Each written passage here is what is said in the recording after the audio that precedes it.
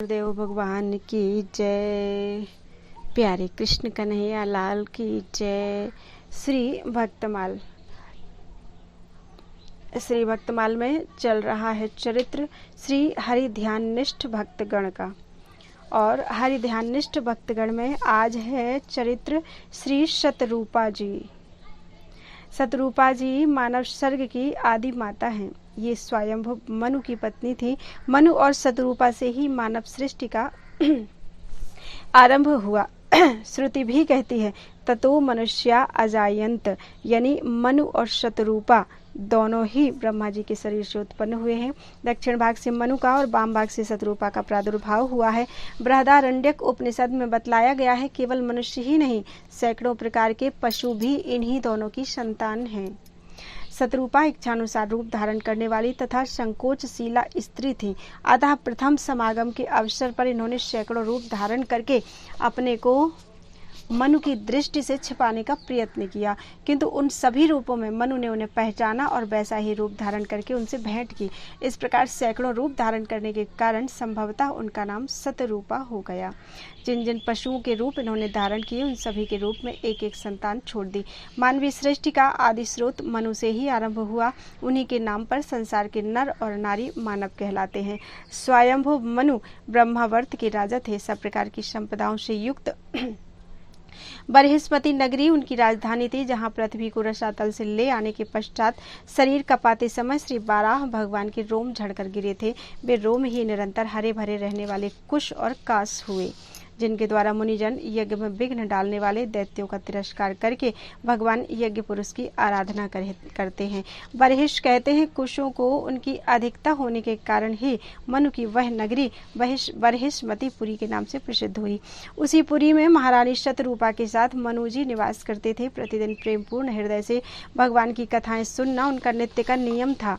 वे दोनों दंपति भली भांति धर्म का अनुष्ठान करते थे। आज भी वेद उनकी मर्यादा का गान करते हैं। मनु और शतरूपा के 2 पुत्र और 3 कन्याएं हुई। पुत्रों के नाम उत्तानपाद और प्रियव्रत थे और कन्याएं आकुति, प्रसूति और देवहूति नाम से प्रसिद्ध हुई थी।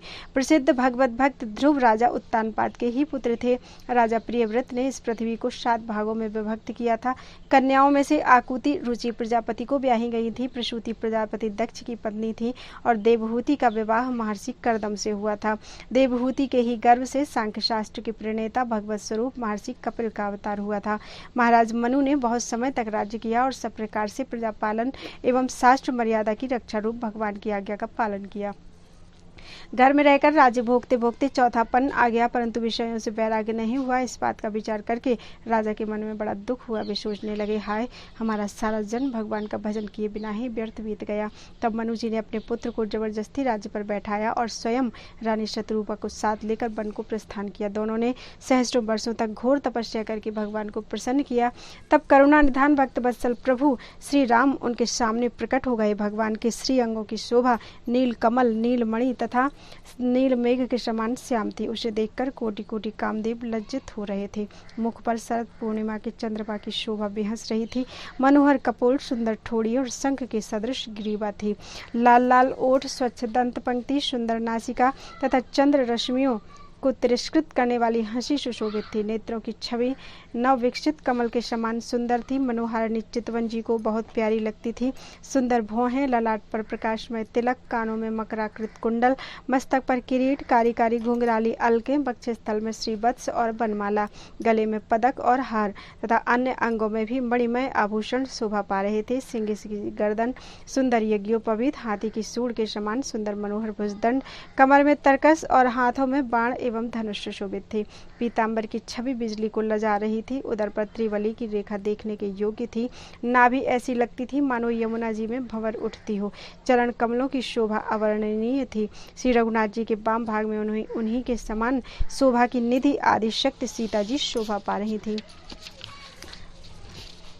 युगल सरकार की यह मनोहर झांकी देखकर मनु और शतरूपा की पलकें स्थिर हो गईं। वे एकटक दृष्टि से उनकी रूप माधुरी का पान कर रहे थे। देखते देखते मन अघाता नहीं था। दोनों दंपत्ति आनंद निमग्न हो गए। शरीर की शुद्ध भूल गई। भगवान के चरणों का स्पर्श करके वे पृथ्वी पर दंड की भांति पड़ गए। करुणामय भगवान ने अपने हाथों से उनके मस्तक का स्पर्श किया और उन्हें तुरंत उठाकर खड़ा कर दिया। फिर वर मांगने को कहा। राजा ने कहा, नाथ आपके दर्शन से ही सब अभिलाषा पूरी हो गई। अब एक ही लालसा मन में रह गई है, वह यह है कि आपके समान एक पुत्र हो जाए। भगवान ने कहा, अपने जैसा पुत्र कहाँ खोजता फिरूंगा, मैं ही तुम्हारा पुत्र बनूंगा। इतना कहकर भगवान ने शतरूपा की ओर दृष्टिपात किया और कहा, देवी तुम भी अपनी रुचि के अनुसार वर मांगो। शतरूपा ने कहा, प्रभु महाराज ने जो वर मांगा है वह मुझे भी प्रिय है, फिर भी आपकी आज्ञा से मैं एक वर मांगती हूँ। वह यह है, जे निज भगत नाथ तो आही, जो सुख पावही जो गति लाही। सोई गति सोई सुख सोई गति सोई भगति, सोई निज चरण स्नेहु, सोई विवेक सोई रहनि प्रभु, हम ही कृपा करि देहु। यह कोमल गूढ़ और मनोहर वाक्य रचना सुनकर प्रभु प्रसन्न हो गए। बोले, तुम्हारे मन में जो कुछ अभिलाषा है वह सब तुमको दे दिया। इतना कहकर भगवान ने उसी दिन उन्हें माता कहकर पुकारा और विवेक का वरदान दिया। मातु विवेक अलौकिक तोरे, कबहु न मिटहि अनुग्रह मोरे। इस प्रकार शतरूपा ने अपनी अलौकिक भक्ति और तपस्या से भगवान को पुत्र रूप में प्राप्त किया। वे दोनों दंपति भगवान की आज्ञा अनुसार कुछ काल तक इंद्रलोक में रहे। उसके बाद मनु अयोध्या जी के चक्रवर्ती नरेश दशरथ हुए और शतरूपा उनकी पत्नी कौशल्या हुई। श्री रघुनाथ जी ने इनके पुत्र रूप में प्रकट होकर इनको तो अनुग्रहित किया ही, साथ ही साथ अपनी पवित्र लीलाओं की स्मृति छोड़ दी, जिसका गायन स्मरण और कीर्तन करके जगत के असंख्य मनुष्य परम पद की प्राप्ति करते रहेंगे।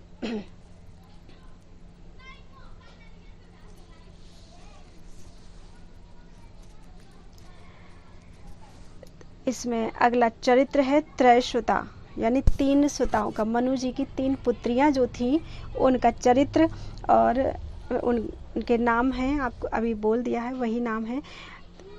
मनु जी की पुत्रियों के नंबर 1 आकुति, नंबर 2 प्रसूति, नंबर 3 देवहूति। तो इन तीनों पुत्रियों का और श्री सुनीति जी का इनके चरित्र पहले कथाओं में आ चुके हैं, इसलिए इसमें दोबारा नहीं दिए गए हैं, लेकिन हम उनको